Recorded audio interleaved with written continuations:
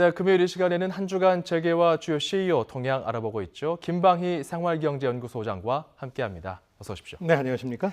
자, 이제 8.15 광복절 앞두고 이 정부와 여당이 대통령 특별 사면을 예고했어요. 자, 실형을 받은 기업인들이 좀 내심 기대하는 눈치던데 어떻습니까? 그런 것 같아요. 예, 이제 이번 정부 들어서 특사가 두 번 있었습니다. 2014년 설 명절 특사가 있었고요. 지난해 광복절 특사가 있었는데 이번 경우에는 이제 재벌 총수가 지난해 이제 최태원 SK그룹 회장 같은 경우가 포함이 돼서 이례적이라는 평가를 받았죠. 예. 이번 경우는 이 특사가 결정되는 과정 자체가 약간 그 재계의 기대감을 고조시키기에 충분했습니다. 왜냐하면 절차가 흥미로웠는데요. 지난 8일에 여당 원내대표가 국민 통합을 위한 분위기를 진작시키기 위해서 분야별로 규모 있는 특별 사면 조치를 건의했습니다. 청와대 오찬 회동이 있었죠. 그렇습니다. 이때 이제 대통령이 좋은 생각이다 이렇게 맞장구를 쳤고 11일 청와대 수석 비서관 회의에서 공론화시키는 과정에서 경제 얘기를 많이 했어요. 예. 이것도 기대감을 고조시키게 한 원인이죠. 근데 이제 대통령 자신이 대선 후보 시절이나 대통령이 된 후에도 이런 기업인 특별 사면에 대해서 비교적 부정적으로 언급을 많이 했어요. 그리고 최태원 회장 사면 이후에 논란도 부담이 되니까 결과를 지금 속단하기는 힘들 것 같고요. 예. 계속해서 좀 여론 추이를 지켜보지 않겠나 이런 생각이 듭니다. 무엇보다도 우리 대기업들이 이렇게 특사에 관심을 많이 가지게 된 이유는 지금 현재 많은 그룹 총수들이 뭐 이런저런 이유로 형기를 채우고 있습니다. 예. 심지어 재계에서는 30대 그룹 총수 3분의 1 가량이 집무실이 아니라 이제 감옥에 가 있다. 물론 실제로 감옥에 계신 분보다는 밖에 계신 분들이 많긴 합니다만 여러 이유로요. 그렇습니다. 그래서 이제 논란들이 되고 있습니다. 예. 후보로 거론되는 분들 잠깐 살펴보면 뭐 주요 기업인들 이름이 다 들어가 있을 정도입니다. 김승현 하나그룹 회장, 최재원 SK 수석 부회장, 구본상 전 LIG 넥슨 부회장 같은 분들이 거론되고 있고 예. 그 밖에도 많습니다. 그 이재현 CJ 회장, 담철건 오리온 회장, 그리고 현재현 전 동양 회장, 또 강덕수 전 STX 회장, 장세주 동국제강 회장 등등이 있는데요. 한편으로 이런 생각 좀 들어요. 이렇게 많은 기업인이 모두 대통령의 특사 결정 하나만 바라보고 있는 게 과연 정상적인 경제인가 예. 이런 의문도 듭니다. 화면에 이렇게 쭉 나왔지만 사실 이런 기업인들의 범죄를 바라보는 국민 눈높이가 굉장히 엄격해졌거든요. 전에 비해서 그렇죠. 이걸 좀 감안해야 될 것이고요. 자, 그리고 현대차 그룹의 정몽구 회장은 해외 법인장들을 불러 모아서 회의를 한다고 해요. 이게 뭐 중국 때문이라면서요? 중국이 영향을 많이 미쳤다고 봐야죠. 사실은 월말께 예정이 돼 있었는데 18일 날 해외 법인장 60여 명을 본사에 모아서 글로벌 불확실성이 워낙 증가하고 있기 때문에 이 시장 침체에 따른 대응책을 논의할 것으로 보이는데요. 예. 브렉시트로 그렇지 않아도 시장이 불안정해졌는데 이제 사드 배치 결정 뒤에 중국 반응이 심상치 않다는 점이 좀 고려가 된 것 같습니다. 해외 판매를 좀 점검하고 다시 독려해야 되는 상황이 됐는데 이 때문에 서둘러 해외 법인 판매 상황을 이제 점검하는 회의를 개최하게 된 겁니다. 뭐 이 그룹뿐만 아니고 지금 중국에 진출한 기업들 모두가 지금 중국의 보복론에 대해서 상당한 경계심을 갖고 있습니다. 그렇죠. 지난달 그 전기차 배터리 선정 과정에서 우리 기업 탈락시키면서 중국에서 잘 나가는 한국 기업에 대한 견제가 이미 시작이 된 상황이거든요. 예. 이런 상황에서 이제 사드 배치 이후에 비관세 장벽이라든가 뭐 표적 단속 같은 걸 통해서 우리 기업들 혹시라도 은근하게 압박하지 않을까. 이제 노골적인 보복은 쉽지 않겠습니다만은 예. 이런 부분을 우려하는 거죠. 한국 여행에 대한 우회적 그 규제 같은 것들도 조금 걱정하고 있습니다. 이 때문에 산업별로는 자동차, 항공, 여행, 관광 산업 분야에서 이제 초긴장 상태인데요. 이참에 중국의 위상을 한번 점검해 볼 필요가 있을 것 같은데 지금 우리 수출의 32%, 홍콩까지를 포함하면 이게 이제 중국을 향하고 있고 예. 매년 600만 명의 중국 관광객이 우리나라를 찾는데 이게 해외 관광객의 45%입니다. 또 우리 기업들은 지금 중국에 약 2만 3천여 개가 진출해 있는 것으로 알려져 있습니다. 우리 경제의 사활을 건 지역이다 이렇게 보시면 되겠습니다. 그렇게 중국에 경제적으로 많이 의존을 하고 있기 때문에 사실 중국이 WTO에 가입되고 나서는 뭐 공식적으로 제재를 할 수 없겠지만 네. 이렇게 좀 우회적으로 우리나라 경제에 좀 영향을 주지 않을까 여기에 대한 우려가 있다는 말씀이에요. 재계가 특히 걱정하고 있습니다. 알겠습니다. 자, 이번엔 삼성전자 얘기를 좀 해보도록 하겠습니다.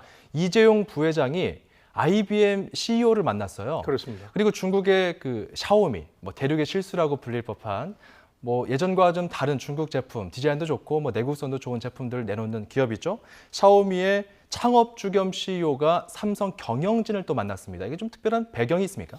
그러니까 사실은 뭐 워낙 혁신이 빠르고 그에 따른 합종 연행도 잦다 보니까 이 두 가지 움직임을 대수롭지 않게 여길 수도 있겠습니다만 저는 그 삼성전자 이재용 체제에서 앞으로 어느 쪽을 향해 갈 것이냐는 이런 부분과 관련해 시사점이 좀 있다고 보는데요. 우선 예. 말씀하신 것처럼 이재용 부회장 같은 경우에는 지난 이제 5일부터 9일까지 열린 이른바 IT 거물들의 비공개 회합 장소입니다. 선밸리 컨퍼런스라고 그러는데 여기에서 IBM의 CEO인 지니 로메티를 만나서 속 깊은 얘기를 나눴다. 회사 측에서도 이렇게 밝혔습니다.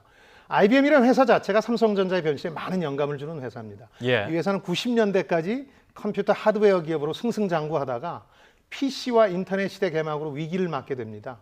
그러니까 하드웨어 분야는 과감하게 중국 기업 등에 팔아버리고 이제 소프트웨어 기업으로 변신에 성공하는 거거든요.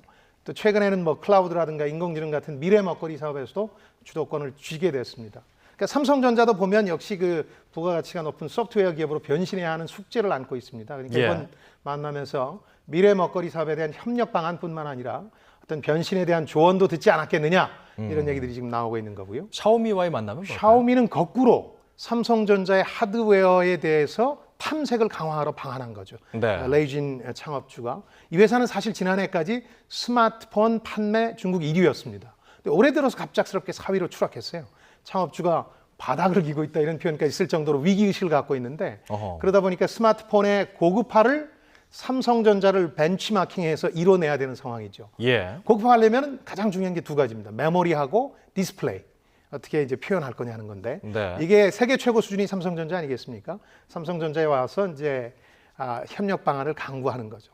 이걸 종합해 보면은 위로는 혁신 기업을 보면서 생존을 도모하고 아래로는 모방 기업을 이제 아울러서 발전을 도모하는 이런 전략을 삼성전자가 구상 중이라고 볼 수 있는데요. 알겠습니다. 자칫 삼성전자가 잘못하면 위치가 애매해질 수 있거든요. 중간에 그렇죠. 있어서. 그걸 돌파하는 전략을 지금 강구 중이다 보시면 되겠습니다.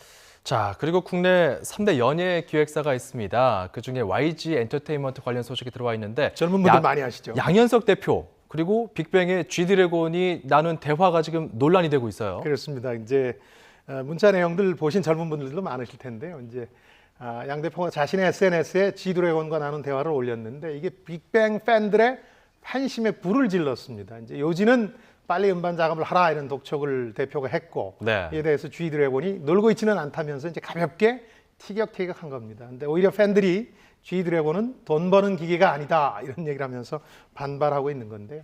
최근 YG가 좋은 소식이 몇 차례 있었던 걸 감안하면은 격세지감을 느끼게 합니다. 중국 텐센트로부터 1,000억 원에 가까운 외자 유치를 했고요.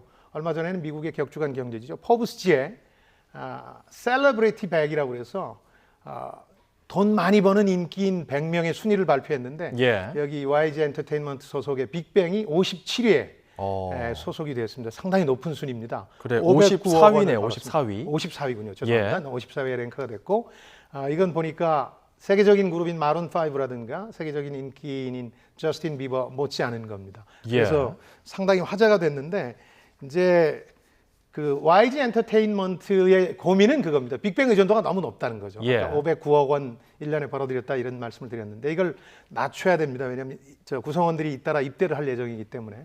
그래서 다른 아이돌을 1년 전부터 집중적으로 육성했고 또 화장품 같은 사업 다각화에도 주력해 왔는데요. 네. 근데 시장 평가는 그렇게 낙관적이지는 않습니다. 1년 만에 주가가 지금 반토막이 났는데, 그러니까 G드래곤 같은 경우에 단순한 직원이 아니라 회사를 대표하는 일종의 브랜드가 됐다는 점을 인식하지 못한 결과 이 대표의 대화 내용 공개가 자충수가 된 게 아니냐 이런 얘기들이 나오고 있어서 예. 이번에 CEO로서 단단한 수업료를 지불한 게 아닌가 그런 것 같아요. 이런 얘기들도 나오고 있습니다. 자, 어쨌건 뭐 경영자 입장에서는 수익을 다각화해서 뭔가 회사를 위해서 노력을 해야 될 것이고 팬들 그렇죠. 입장에서는 내 스타가 잘 활동할 수 있게끔 환경이 만들어졌으면 좋겠고 이런 마음일 것 같습니다. 그렇습니다. 자, 롯데그룹 형제난이 굉장히 격렬했기 때문에 상대적으로 좀 가려져 있었어요. 네네. 금호그룹의 형제난 이게 좀 해결된 것 아닌가 싶었었는데 이달 들어서 보니까 이 관련 소송 남아 있고요. 조정 절차도 집중돼 있습니다. 그렇습니다. 이제 이번에 7월에 이런 이제 소송과 조정 절차가 있어서 형제가 화해하는 게 아니냐 이런 관측도 나왔는데 예. 막상 뚜껑을 열어보니까 정반대였어요. 각 소송에서 재판부의 결정을 수용하지 못하고 항소를 하거나 혹은 이제 조정 절차에 돌입하는 경우가 많습니다. 그러니까 약간 이 형제의 난 그 기원을 좀 살펴보면 금호아시아나그룹이 2000년대 후반에 대우건설하고 대한통운을 무리해서 인수하는 상황에서 형제 간의 의견차가 커졌습니다. 인물들을 좀 짚어주시죠. 형 네. 박삼구 금호 아시아나그룹 아시아나그룹 회장, 회장이고요. 동생이 박찬구. 금호 석유화학 회장입니다. 그렇죠. 형과 동생 간의 싸움인데 이때 이 두 계열사를 무리하게 인수하는 과정에서 이 그룹이 법정 관리에 들어가게 됐고 동생은 계열사 가운데서 아까 말씀드린 금호석유화학의 지분을 매집하고 떨어져 나온 상황이거든요. 2010년경에 이제 모친 빈소에서 손을 잡는 모습을 연출하는 등 화해가 이루어지는 게 아니냐 이런 기대도 나왔습니다만은 지금은 오히려 당사자의 화해로는 오히려 해결할 수 없을 정도로 일이 꼬였다 이런 얘기가 나오고 있습니다. 롯데가 이어서 무한 소송을 반복할 조짐마저 보이고 있습니다. 예. 몇 가지 소송과 조정이 걸려 있는데 대표적인 게 상표권 분쟁입니다. 동생이 금호라는 상표를 쓸 수 있느냐, 쓰게 되면은 돈을 내야 되느냐 이런 건데 이거는 지난 15일에 지난 6월 15일에 재판부가 조정을 해라. 둘이 한번 합의해봐라 하는 조정 절차 개시 선언을 한 상황이고요. 네. 그것 말고도 소송이 너무 많아서 여러분들께 다 소개해드리기 어려울 정도입니다. 네. 이제 회사가 어려워지는 과정에서 그런 이제 소송이 집중됐는데 사람들은 궁금한 게 그거죠. 이제 이렇게 재판장에 설지언정 형제간에 도대체 한 푼도 더 줄 수 없다 이런 식의 분쟁을 벌여야 되느냐. 롯데에 이어서 금호에 대해서 같은 의문을 제기하고 있는데 네. 글쎄 저는 피는 물보다 진할지 모르지만 돈은 피보다 진한 것 같아요. 그래서 그런 게 아닌가 싶습니다. 자, 한 주간 재계와 CEO 동향 살펴봤습니다. 김방희 생활경제연구소장이었습니다. 고맙습니다. 네, 고맙습니다.